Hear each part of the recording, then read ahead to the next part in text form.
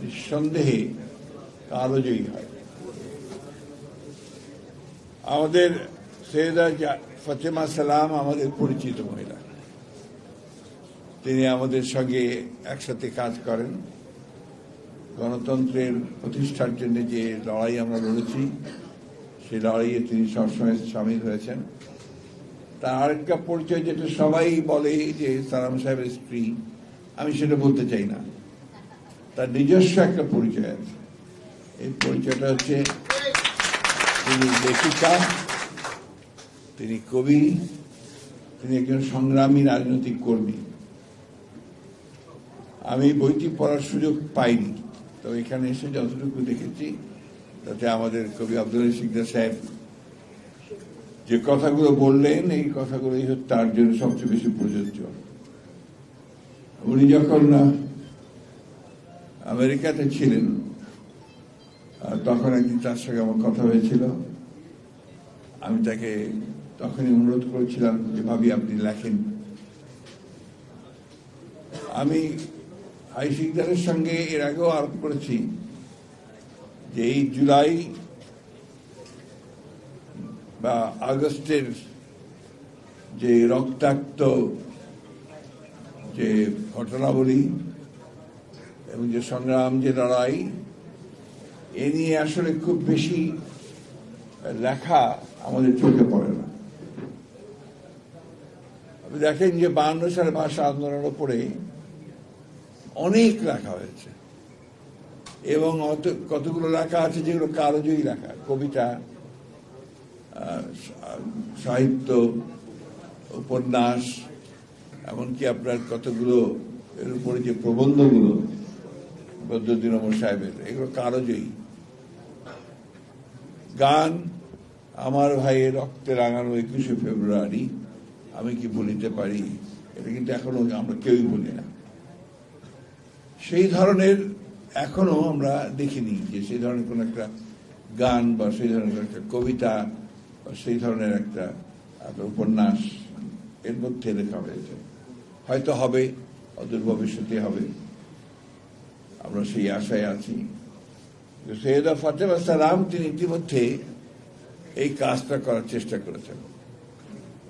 আমি কিছুক্ষণ আগেই ভাই সাহেবকে বলছিলাম যে আমাদের তো সরকারের অনেকগুলো প্রতিষ্ঠান আছে, সংস্কৃতি মন্ত্রণালয়ের অনেকগুলো বিভাগও আছে, এটার উপরে কিন্তু তারা কাজটা করার উদ্যোগ নিতে পারতেন। দেশের বরেণ্য সাহিত্যিক যারা আছেন তাদেরকে টাস্ক দিতে পারতেন, দায়িত্ব দিতে পারতেন এই কাজগুলো করার জন্য। দুর্ভাগ্যজনকভাবে আমরা এখন পর্যন্ত সেই কাজটা দেখিনি।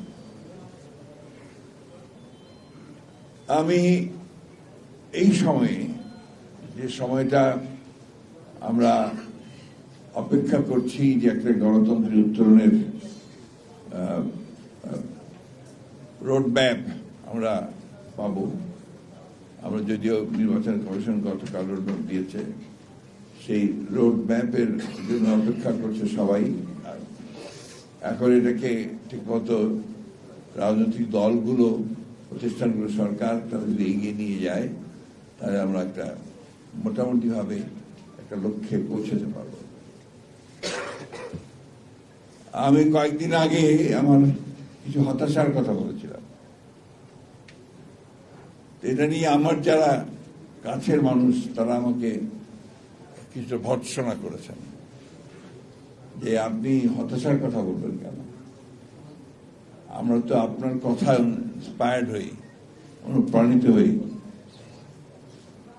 আমি তাদের বলেছিলাম যে যখন এই বয়সে এসে আমি দেখি যে আমার যে এতদিনকার যে স্বপ্ন, যে লড়াই, যে সংগ্রাম আমাদের, সেটা কেন জানি ম্লান হয়ে যাচ্ছে কিছু দুর্বৃত্তের কারণে, তখন স্বাভাবিকভাবেই একটা হতাশা আসতে পারে। আমরা জানি যে রাজনীতিতে অবশ্যই মতভেদ থাকবে, রাজনীতিতে বিভিন্ন রকম চিন্তা থাকবে, মত থাকবে, কিন্তু এখন যে পরিবেশটা আমাদের আছে, এই পরিবেশটাতে আমাদের জনগণ কিন্তু অত্যন্ত বিভ্রান্তির মধ্যে পড়ে যাচ্ছে। আমরা আপনার লক্ষ্য করে দেখবেন, মানুষকে জিজ্ঞেস করলে মানুষ বলে নির্বাচন হবে তো। এই যে একটা আপনার এক ধরনের শঙ্কা, আশঙ্কা এবং এক ধরনের আপনার হতাশা এসে যায় যে হবে তো। আমি যেটা বলি সবসময় যে নির্বাচন হবেই, এবং যে ঘোষণা দেওয়া হয়েছে সেই সময়টাতেই হবে। এই কারণে যে এর কোনো বিকল্প নেই। আজকে যদি নির্বাচন বন্ধ করা হয় বা নির্বাচন না হয়, তাহলে এই জাতি প্রচন্ড রকমের ক্ষতিগ্রস্ত হবে এবং ফ্যাসিবাদের ফিরে আসার সম্ভাবনা অনেক বাড়বে। আপনারা নিশ্চয়ই লক্ষ্য করছেন যে বিভিন্ন খান থেকে বিভিন্ন সময় অনেকেই চেষ্টা করছে এই ফ্যাসিবাদকে নিয়ে আবার কথা বলার জন্য, এবং বিদেশেও আপনার এটা নিয়ে কাজ হচ্ছে। তাই নির্বাচনটা খুব দ্রুত দরকার, সে কথাগুলো আমরা বারবার বলেছি, এবং আমরা মনে করি যে একটা অবাধ, সুষ্ঠু, নিরপেক্ষ নির্বাচনের মধ্য দিয়েই আমরা আমাদের যে কাঙ্ক্ষিত লক্ষ্য, গণতান্ত্রিক রাষ্ট্র ব্যবস্থা, সেই রাষ্ট্র ব্যবস্থায় আমরা যাওয়ার সুযোগ পাব। ডক্টর মাহাদিন যে কথাগুলো বলেছেন অত্যন্ত বাস্তবসম্মত কথা, যে আমরা সংস্কার করছি। সংস্কারের কথা তো প্রথম বিএনপি বলেছে। বাংলাদেশের যা কিছু পরিবর্তন, শুরু পরিবর্তনের কিন্তু আপনার বিএনপির মাধ্যমে। বাংলাদেশের জন্মের শুরুতেই তো আপনার যে মুক্তিযুদ্ধের ঘোষণা শহীদ প্রেসিডেন্ট জিয়া রহমানের কাছ থেকে আসে, যিনি পরে বিএনপি প্রতিষ্ঠা করেছিলেন। এই জিয়া রহমান সাহেব যখন বিএনপি প্রতিষ্ঠা করেন, তখন একদলীয় শাসন ব্যবস্থা থেকে তিনি কিন্তু বহুদলীয় গণতন্ত্র নিয়ে এসেছিলেন। এই জিয়া রহমান সাহেবই মিডিয়া স্বাধীনতা, আপনার জুডিশিয়ারির স্বাধীনতা নিশ্চিত করেছিলেন। এই জিয়া রহমান সাহেবই কিন্তু অর্থনীতিতে মুক্ত বাজার অর্থনীতির প্রবর্তন করেছিলেন, এবং যার ফলে আমরা একটা পরিবর্তন অতি দ্রুত দেখতে পেয়েছি। এরপরে আমাদের নেত্রী দেশনেত্রী বেগম খালেদা জিয়া, তিনি প্রেসিডেন্সিয়াল ফর্ম অফ গভর্নমেন্ট থেকে পার্লামেন্টারি ফর্ম অফ গভর্নমেন্টে নিয়ে এসেছেন। নারী শিক্ষার একটা বিশাল রকমের রিফর্ম তিনি করেছিলেন, বৈপ্লবিক পরিবর্তন তিনি করেছিলেন, এবং অর্থনীতিকে তিনি সেই সময় এমন একটা চমৎকার জায়গায় নিয়ে যেতে সক্ষম হয়েছিলেন, যেখানে বলা হয়েছিল বাংলাদেশ ইমার্জিং টাইগার, একটা উদীয়মান বাঘ। এই বিষয়গুলো আমাদের কিন্তু বারবার বলা উচিত এই জন্যে যে এই কথাগুলোকে ঢাকা দিয়ে যাচ্ছে। কিছু কিছু প্রচারণা চালানো হয় এমন ভাবে যে বিএনপি সংস্কারের বিরোধী। বাংলাদেশের যা কিছু সংস্কার হয়েছে এখন পর্যন্ত বিএনপির হাত দিয়ে হয়েছে। এই বিষয়গুলো আমাদেরকে মাথায় রাখতে হবে। আর দুর্ভাগ্যজনকভাবে কতগুলো রাজনৈতিক দল তারা মিথ্যা প্রচারণা, ভুল প্রচারণা করে বিএনপিকে হেয় প্রতিপন্ন করতে চায়। আমরা যারা বিএনপির সঙ্গে জড়িত, যারা বিএনপির কর্মী, শরীর, নেতা, তাদের কাছে আমার একটাই অনুরোধ, যে এই সুযোগটা অন্যকে কাউকে দেবেন না যেখানে তারা বলতে পারে যে বিএনপি কোনো খারাপ কাজ করছে। এটা খুব জরুরি। আপনারা মনে করবেন না যে আপনারা ক্ষমতায় চলে এসেছেন, এটা অনেকেই মনে করছে বলে ওই দুর্বৃত্তায়নগুলোকে তারা নিয়ন্ত্রণ করতে পারছেন না। এখনো আপনারা ক্ষমতায় কাছেও আসেন। অনেক চক্রান্ত আছে, ষড়যন্ত্র আছে, সেগুলোকে ওভারকাম করে আপনাদের ঐক্য দিয়ে, আপনাদের ভালো কাজ দিয়ে আপনাদেরকে কিন্তু জনগণের কাছে যেতে হবে। আমি কথাগুলো আজকে এই জন্য বলছি যে এই বইটি যে লেখা হয়েছে, তিনি কিন্তু একজন রাজনৈতিক কর্মীও,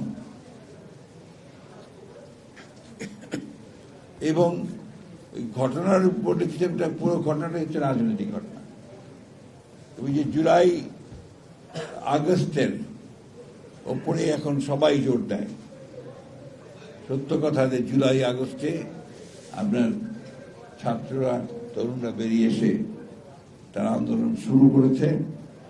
কিন্তু আন্দোলনের শেষ দিনগুলোতে শুধু ছাত্ররাই ছিল না, শ্রমিক, কৃষক, মধ্যবিত্ত, চাকরিজীবী সমস্ত, এমনকি আমাদের মা বোনেরা বেরিয়ে এসেছিল। এবং সেই জন্যই জুলাই আগস্টের সম্ভব হয়েছিল ফ্যাসিবাদকে সরানো। আমি বক্তব্য বাড়াবো না। আজকে হচ্ছে আপনার শুক্রবার, সবাই আমরা নামাজের জন্য চলে যাব। শুধু একটি কথা আপনাদের সঙ্গে আবার আমি বলতে চাই যে সৈয়দা ফাতেমা সালামের যে লেখা, এই লেখাটা আপনারা পড়বেন, এই লেখাগুলো পড়বেন, আর সেই সঙ্গে দেশকে কি করে ভালোর দিকে নিয়ে যাওয়া যায়, আমাদের মনগুলোকে আরো কি করে পবিত্র করা যায়, আমরা কি করে মানুষের কল্যাণের জন্য কাজ করতে পারি, এই বিষয়গুলো আপনারা অত্যন্ত গভীরভাবে চিন্তা করবেন। আজকে একটা পরিবর্তন মানুষ চায়, যে পরিবর্তনের জন্য মানুষ কিন্তু উন্মুখ হয়ে আছে, আর এই পরিবর্তন তারা বিএনপির কাছে চায়। সুতরাং বিএনপিকে এই পরিবর্তনটা দিতে হলে সেইভাবে কিন্তু তাদের নেতা কর্মী সবাইকে জনগণের সামনে নিয়ে আসতে হবে। এই কথাটা মনে রাখতে হবে। আসুন আমরা সেই লক্ষ্যে আমরা সামনের দিকে এগিয়ে যাই। আমি বারবার বলেছি, আমরা সবাই জানেন যে আমরা এই গণতন্ত্রের উত্তরণের জন্য আমরা 15 বছর ধরে লড়াই করেছি। এই গণতন্ত্রের উত্তরণের জন্য আমাদের নেত্রী দেশনেত্রী বেগম খালেদা জিয়া, তিনি 6 বছর কারাগারে ছিলেন, এবং কি কষ্ট তিনি পেয়েছেন তা আমরা সবাই জানি, তাই না? আমাদের নেতা তারেক রহমান সাহেব, তিনি 15 বছর 16 বছর ধরে নির্বাসিত বিদেশে অবস্থান করেছেন। আমাদের অসংখ্য নেতা গুম হয়ে গেছে, গুম। ওই পরিবারগুলোর কথা আপনারা সবাই অনেকেই জানেন, তারা মাঝে মাঝে সামনে আসে, আপনাদের সামনে কথা বলে। তাদের বাচ্চারা যখন তাদের চোখের পানি পড়ে, তখন আমরা চোখের পানি রাখতে পারি। আজকে ওই যে আমাদের ত্যাগ শিকার, এই ত্যাগকে আমাদেরকে অবশ্যই মূল্যায়ন করতে হবে। যে একটা কবিতা আছে না, বীরের এ রক্ত স্রোত, মারের এই অশ্রু ধারা, এর যত মূল্য তাকে ধরার ধুলায় হবে হারা। কবিবর সেই কবিতা বলছেন। আসলে কবিতা এটা, এগুলো আমাদেরকে খুবই তাড়িত করে, তাড়িয়ে নিয়ে বেড়ান।